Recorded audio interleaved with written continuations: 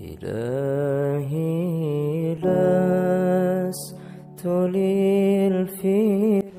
أما بعد. السلام عليكم ورحمة الله تعالى وبركاته.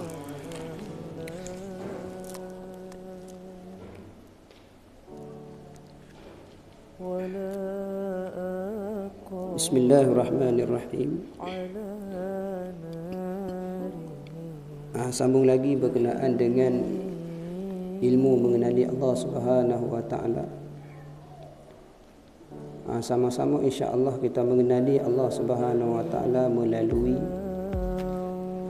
kelas kita, turas kita mengenali Allah Subhanahu wa taala macam mananya. Melalui apanya? Insya-Allah kita cuba merenung, menghayati sama-sama. Jadi kita sambung pada minggu lepas. Berkenaan dengan martabat zat Allah Subhanahu wa taala, betul?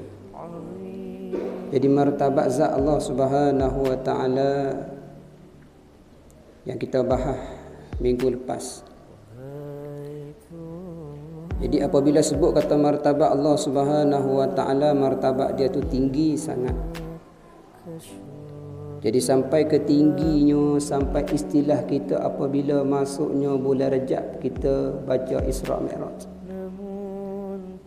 Apabila masuk bulan Sya'ban kita bahas berkenaan dengan nisfu Sya'ban. Malam ni dah. Betul? Jadi sesuai munasabah pada malam ni saya cubalah sentuh sikit berkenaan dengan bulan Sya'ban. Berkaitan dengan martabat zat Allah Subhanahu wa taala. Dia tak pergi kat mana, berkait juga sama-sama berkenaan dengan kenal Allah. Jadi martabat zat Allah Subhanahu wa taala maha sucinya, suci sesuci-sucinya Allah taala. Nisbah kepadanya bulan Rajab itu adalah bulan Nabi kita Muhammad sallallahu alaihi wasallam. Dan nisbah kepada bulan Sya'ban, nisbah kepada bulan Allah Subhanahu wa taala. Dan bulan Ramadan nisbah kepada bulan umatnya. Tu. Jadi juga nisbah kepadanya bulan Rajab itu bulan adalah bulan tanaman. Betul. Bulan Sya'ban adalah bulan siraman. Siram. Bulan Ramadan adalah bulan mengambil hasil. Betul. Jadi kita kembali kepada asal, kita kata martabat zat Allah Subhanahu wa taala ni tinggi darjahnya, ia setinggi-tinggi. Sampai ke 12 bulan 1 tahun semuanya untuk umat Nabi kita Muhammad sallallahu alaihi wasallam nisbah kepada hamba Allah, mengambilkan hasil daripada setiap bulan.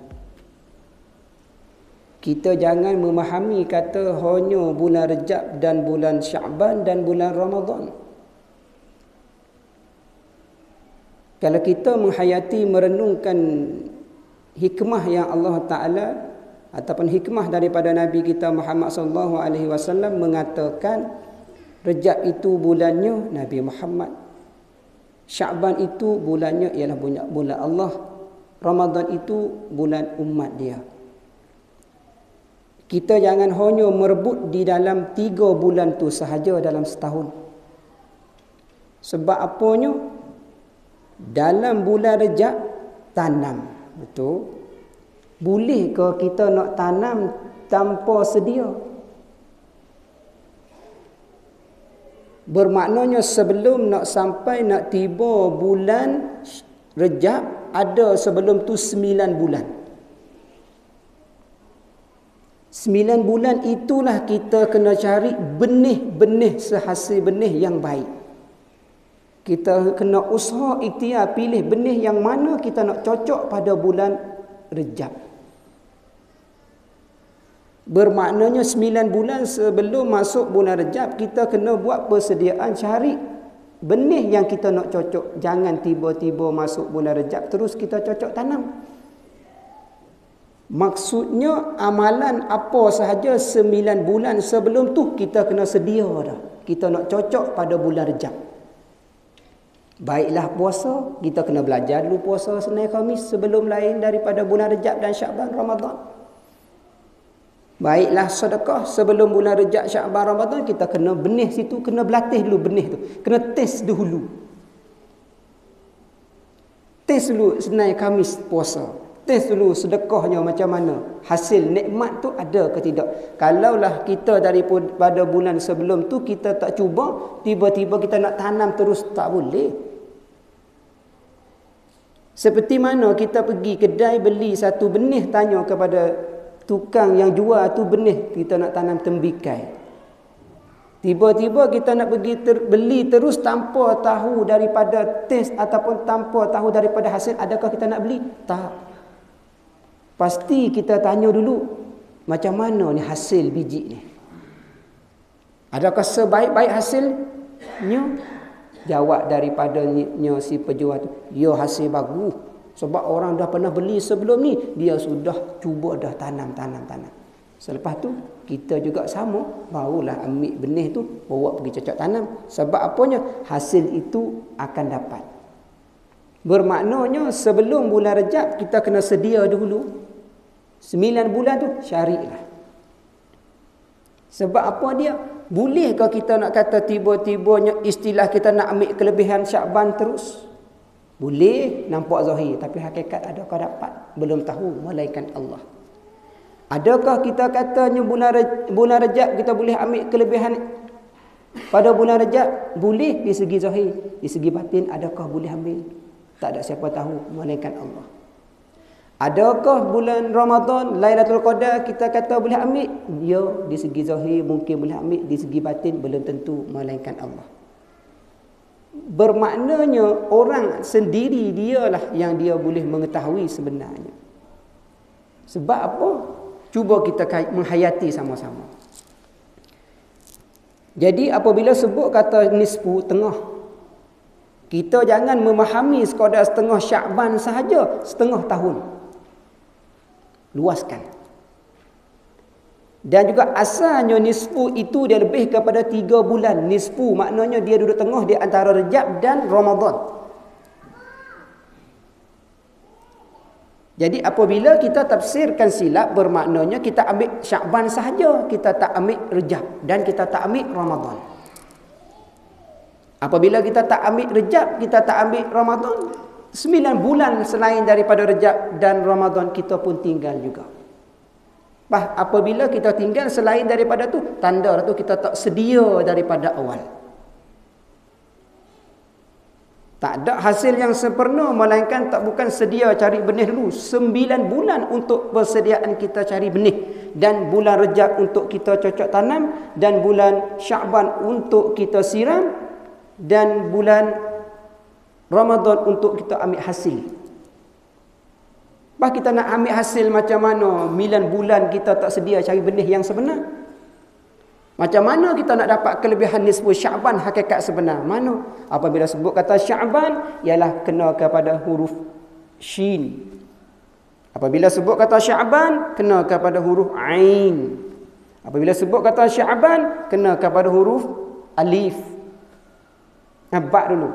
Ain, ba, selepas tu Alif. Kemudian apabila sebut kata Syakban, kena kepada huruf Nun.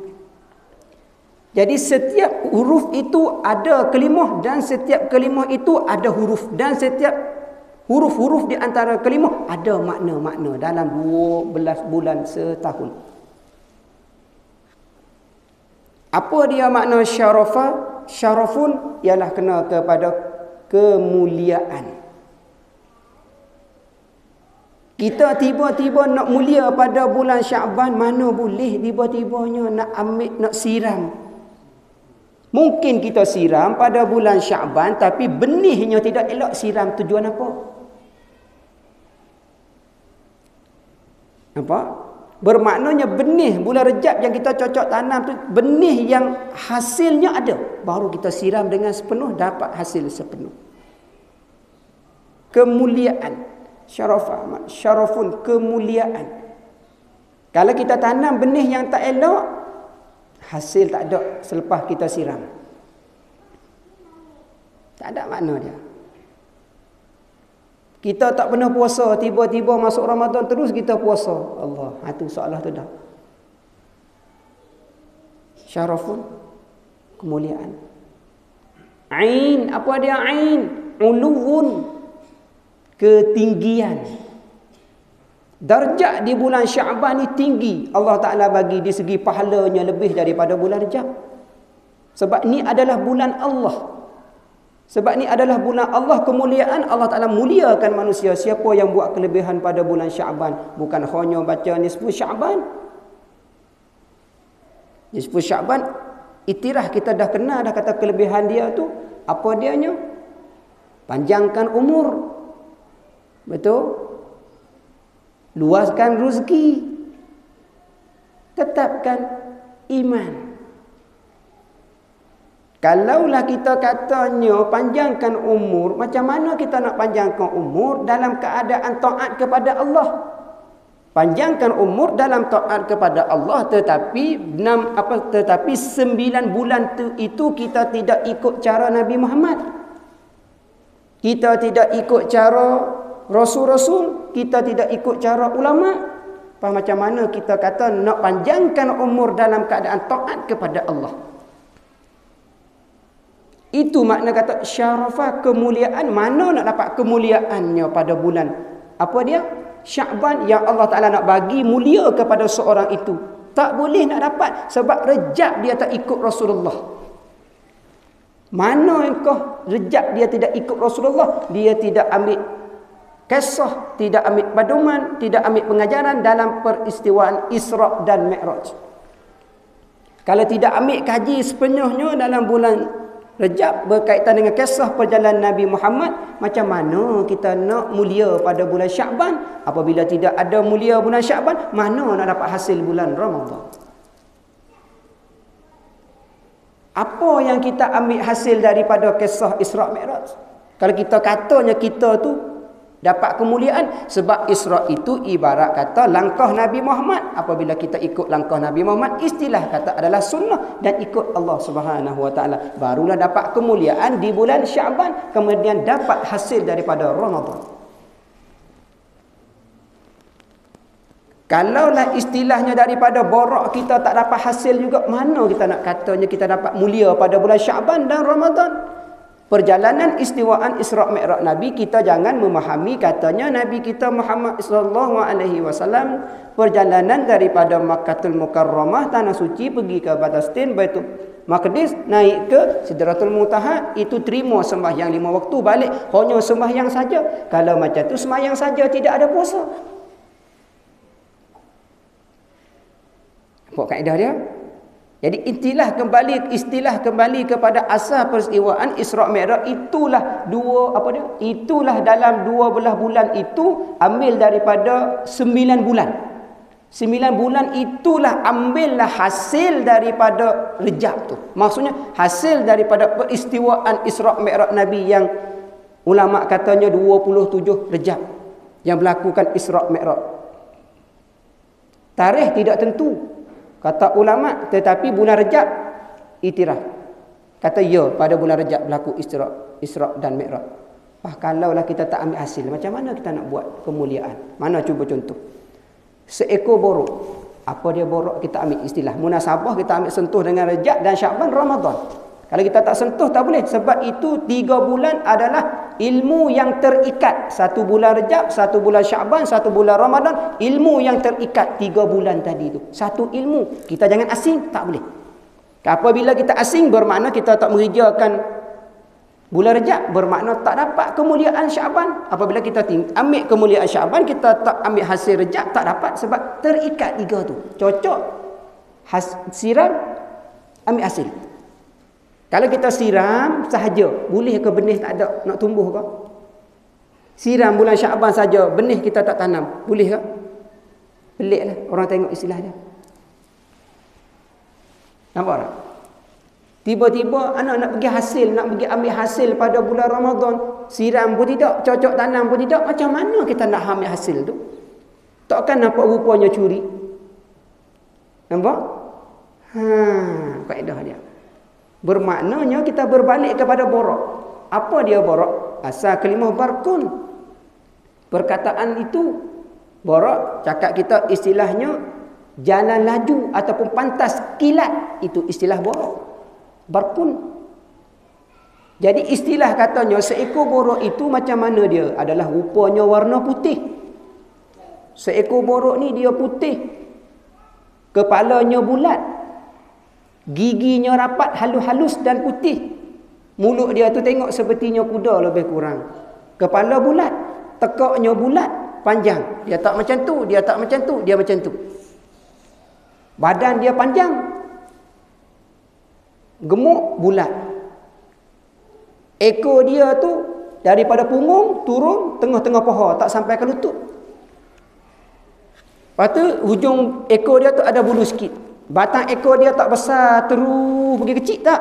Batang ekor dia besar sama yang turun. Lepas tu bulu hujung sikit. Gajah tu ekor, hujung gajah tu bulu tak banyak kan. Lebih kurang macam tu. Tapi gajah tu ekor besar, lepas tu kecil. Borok ni tak besar sama yang turun.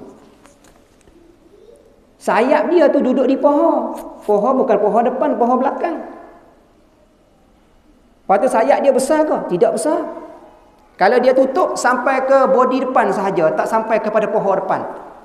Tu ya sayap dia, duduk di paha belakang. Lepas tu borok yang Nabi nunggang tu adalah borok jantan. Dan borok nama dia asli, nama dia apa yang Nabi nunggang? Pernah dengar tak? Tak pernah dengar Mungkin pernah dengar, mungkin tawaduk merendahkan diri, tak nak cerita. Borok dia nama dia Amiru Hakku, tu nama asli dia. Tu nama borok. Amiru Hakku. Tetapi dia duduk di Jannatul Firdaus, satu lapis untuk kelompok borok sahaja. Duduk di situ saja, makna borok, duduk di situ saja. Nama ketua dia nya Amiru Hakku. Gelaran dia kat sana Hakku, mana benar. Nama gelaran dia. Bermaknanya seorang, mana seekor borok yang menunggang oleh Nabi kita Muhammad sallallahu alaihi wasallam adalah orang yang benar. Maksudnya seekor binatang yang benar. Lepas tu nak kata benar macam mana, tiba-tibanya kita tengok ekornya pendek, nampak huduh tak borok? Ekor pendek nampak berhuduh. Tekak bulat, kepala bulat. Kepok patutnya besar lah, munasabah dengan dia nak terbang cepat. Betul? Tiba-tiba tengok macam tu. Sebenarnya tidak elok rupa borok. Kenapa pula tidak elok pula? Walau hanya mulia lah borok tu, hanya cantik lah borok tu, sebab Nabi orang mulia nak menunggang. Itu menunjuk kata Nabi kita Muhammad sallallahu alaihi wasallam keadaan dia seorang mulia, tetapi Allah Taala bagi seekor borok yang tidak cantik kepada Nabi. Nabi tidak kata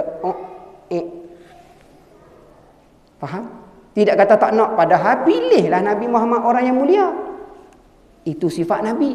Itulah sifat orang yang beriman, mukmin seperti kita ni. Apabila apa sahaja ada susah, ada payah, ada keadaan diuji oleh Allah, terima sahaja. Itu sifat Nabi. Dan sifat borok kelebihan dia apa? Dia makan apa dia? Dia lebih kepada makan buah-buah. Buah-buahan. Rumput pun dia makan, tetapi dia lebih kepada buah-buahan. Seekor borok sifat dia ni, apa yang ada di depan dia, dia makan. Dia tidak ada pilihan dan dia tidak minta selebihnya daripadanya. Apa yang ada depan dia, dia makan. Itu sifat borok. Walhanya Nabi kita Muhammad sallallahu alaihi wasallam katanya borok itu dia mohon kepada Allah, terus dia dapat hasilnya. Nabi kita Muhammad sallallahu alaihi wasallam dia kata borok kaki dia seperti kuda. Seperti kuda tu ibarat nampak rupa lembu. Kaki lembu, jari dua tu. Jari dua, dia dua tu kaki, jari dia. Dia dua, tapi kuku dia tajam sikit. Untuk nak cengkam. Apabila dia naik bukit, cengkamkan bukit. Kaedah dia macam tu. Apabila dia minta doa, Nabi kita Muhammad sallallahu alaihi wasallam dia doa, dia tak balik tangan. Dia macam tu. Doa dia ni bukan lutut ke bawah dada dia, atas daripada dada. Sebab itulah Nabi kita Muhammad sallallahu alaihi wasallam apabila dia doa, dia angkatkan siku ni naik daripada dada. Sebab apa dia? Nak mintanya daripada Allah Subhanahu wa taala, jangan tangan sahaja naik, itu sombong. Nak dada sekali, relanya naik minta kepada Allah dengan hatinya. Tu Nabi kita Muhammad sallallahu alaihi wasallam kata. Jangan macam ni. Bila macam ni tangan naik, dada tak nak. Itu ibarat menipu diri sendiri terhadap Allah Subhanahu wa taala. Angkat naik macam tu. Dan muka tunduk Nabi kita Muhammad sallallahu alaihi wasallam ajar. Dan tangan tu rapat sebab tak nak bagi rahmat tu jatuh. Dan tangan tu buka. Nampak? Jangan macam tu, nak macam tu sikit. Bengkok ibarat kita tadahkan benda. Nampak? Dan kaedahnya semua juga jari dia ni naik menghadap ke Allah Subhanahu wa taala. Kalau kita lurus macam ni, jari pergi kat siapa? Semua Nabi kita Muhammad sallallahu alaihi wasallam ajar. Tu borak apabila diangkat tu naik. Dah habis dah. Masuk waktu kita berhenti terus tak?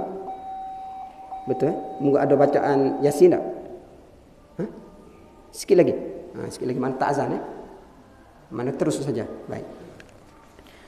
Jadi peristiwaan Isra Mi'raj apabila dia borak dia doa macam tu. Ini kelebihan kita doa doa biar sungguh. Barulah rahmat tu dapat.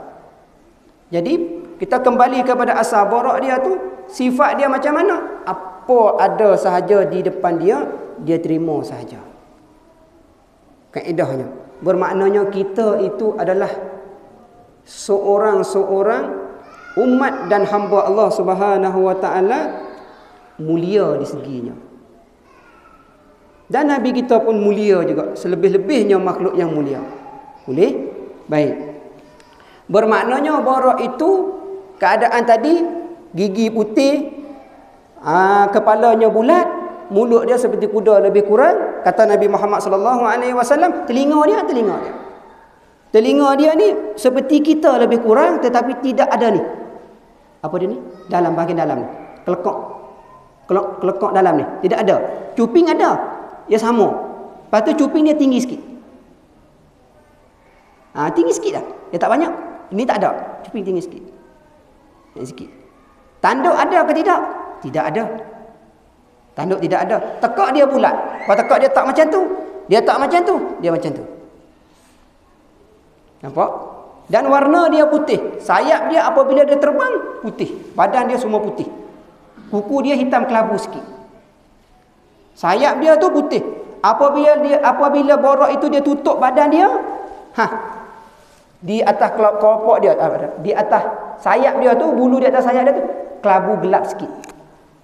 Kelabu gelap sikit. Nabi kita Muhammad sallallahu alaihi wasallam dia kata seekor borak kenapanya dia tu tutup, pada masa dia tutup itu dia nampak warna kelabu gelap. Sebabnya nak menunjuk kata garang. Faham? Nak menunjuk garang. Itu kita hidup, kita dalam keadaan macam tu. Dia tunjuk garang, tak nak bagi orang buli kita. Tak nak bagi orang buat nyanya kita.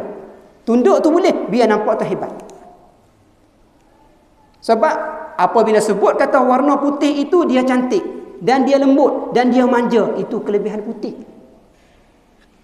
Lepas tu istilah katanya ekor, kenapa dia pendek? Kenapa tak panjang? Semua tak ada hikmah. Kalau ikutnya lembu, kuda, semuanya ekor panjang untuk nak menghalangkan lalat nyamuk, betul. Tapi dia tak ekor pendek. Sebab dia tidak apa dah. Sebab apa dia? Dia lebih kepada warna putih. Nyamuk tidak suka. Tu Nabi Muhammad sallallahu alaihi wasallam katanya. Nampak istilah dia tu? Tu kelebihan borak. Dan kaki dia setiap dia pergi mana, dia naik bukit, kaki depan pendek, dia kaki belakang panjang. Dia turun bukit, kaki depan panjang, kaki belakang pendek. Dan di mana-mana saja dia pergi tempat tak sama, di situ dia seimbangkan. Dia sama. Di mana lubang, dia panjangkan kaki. Di mananya bonggol, dia pendekkan kaki. Nak bagi nampak seimbang. Itulah Nabi kita Muhammad sallallahu alaihi wasallam naik seekor borok, tidak ada tali. Hanya pegang body dia saja, tidak ada tali dan tidak ada panah. Sebab apa dia? Jalan sama seperti naik kereta mewah. Kereta mewah, kalau sini kereta mewah, kereta apa? Naik tak ada rasa. Kereta apa? Kita tak pernah. Kita kena main kancil, naik kancil, tak tahu kegar body. Dia ambil daripada batang kali pergi ke rasa tu sakit dah pinggang. Itu dia. Nampak? Cukup dulu lah, masa lebih lah. Cukup dulu, nanti kita sambung semula. Sebab nak ambil hikmah dia, tak habis juga, tak masuk dia. Itulah kelebihan bulan Syakban. Kalau kita ambil kelebihannya baliknya, kalau ikutnya cara borok, sifat borok, kita tengok kita sekarang, setengah orangnya hitam, betul. Setengah orangnya kaki pendek sebelah, setengahnya orang telinga tak dengar sebelah, setengah orangnya mata kelabu. Terima saja sifat seperti borok. Ingat, terima saja seperti borok. Sebab Allah Ta'ala tidak tengok di rupa, tengok di hati. Inna Allah Ta'ala yanzuru ila suwarikum wa ajsadikum Innallaha ta'ala. Tu soal Allah Ta'ala tu tengok kepadanya. Allah Ta'ala tidak tengok kepada badan dia, jasad dia. Innallaha ta'ala yanzuru ila. Seolahnya ayat tu. Allah Ta'ala tak tengok kepadanya rupa manusia. Innallaha ta'ala yanzuru ila qulubikum. Tengok kepada hati manusia. Allah Ta'ala tidak tengok kepada borok, tengok sifat borok yang sejati dia. Boleh? Tu kaedah dia. Lepas tu seekor borok itu ada tali. Tali itu buatan daripada apa? Nabi kita Muhammad sallallahu alaihi wasallam katanya buat daripada timah. Itulah lelaki itu tak boleh pakainya emas dan perak. Tu kelebihan dia. Kita manusia jangan pakai emas dan perak. Tak boleh pakai emas dan perak. Timah tak mengapa. Itu borok sebab borok tu jantan, bukan borok betina. Semua hidupan borok itu ada hikmah dia, bukan sia-sia. Boleh? Apabila dalam keadaan dia terima apa sahaja yang ada pada badan dia, walaupun tak cantik rupanya, tetapi itulah dia istilah kepada barkun, jalan dengan secara laju dan pantas. Sebab apa dia? Dia tak fikir masalah. Dia tak fikir masalah di belakang dia tu, terus dengan cara lancar. Kita ni nak fikir, nak pergi mengaji, takut bini marah. Nak pergi mengaji, nasi tak makan lagi. Tu nak fikir hak tu kurang. Nak pergi ngaji, sakit kaki. Tu. Borok ada, terus dia. Sampai masa mengaji. Sampai masa semayang. Itu sifatnya. Kita boleh ambil contoh tauladan seumpama seekor borok hikmah dia. Ingat ya? Kenapa dia buat bentuk tali? Kata Nabi Muhammad sallallahu alaihi wasallam, dia buat bentuk tali daripada timah. Kenapa tidak rantai? Nabi kita Muhammad sallallahu alaihi wasallam mengatakan, jika dalam keadaan rantai itu nampaknya zalim binatang. Pakai tali. Padahal timah berat ke tidak?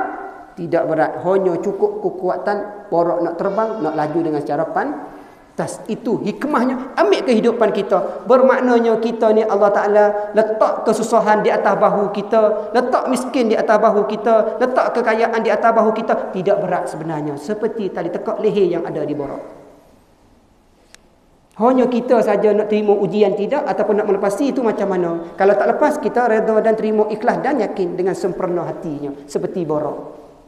Boleh? Sebab apa dia? Borok itu tidak cantik. Tetapi kenapa dia rela diri sendiri bagi seorang menunggangkan dia? Patutnya ambillah binatang yang mulia menunggang. Nampak? Baik. Cukup dulu. Saya rasanya masuknya lebih. Tak izin. Nanti semula. Ada soalan tak?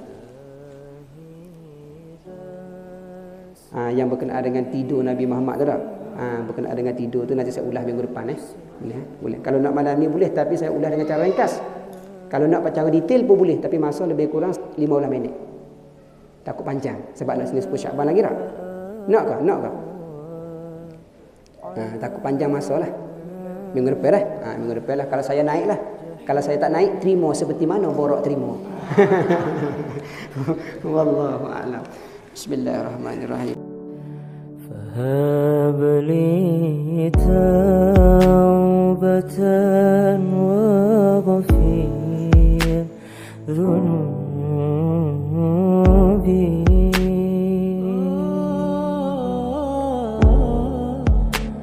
فإنك غافر الذنب العظيم.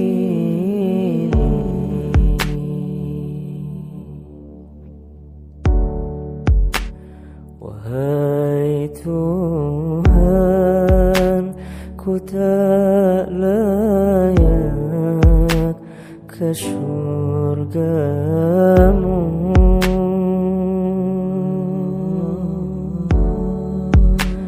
namun tak pula aku sanggup ke neraka-Mu.